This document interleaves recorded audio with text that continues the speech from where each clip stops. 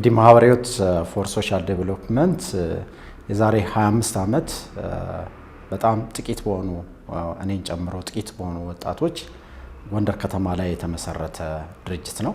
እንግዲህ ሲመሰረት ያው በድርጅት መልክ ሳይሆን የተመሰረተው በበጎ ፈቃደኛ ወጣቶች እንደመሆኑ መጠን በክለብ ደረጃ የነበረ ድርጅት ነው። ድርጅቱ ሩብ ክፍለ ዘመን በዘለቀ ዕድሜው 12 ሚሊዮን የሚደርሱ ዜጎችን ተጠቃሚ አድርጓል።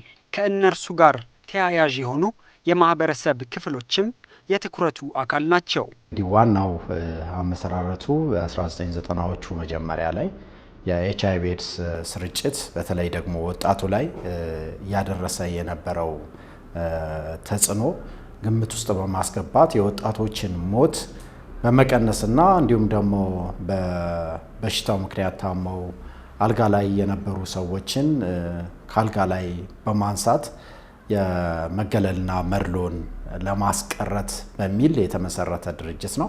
የሕክምና ተቋማት ፈጽሞ መስጠት ተችሏል።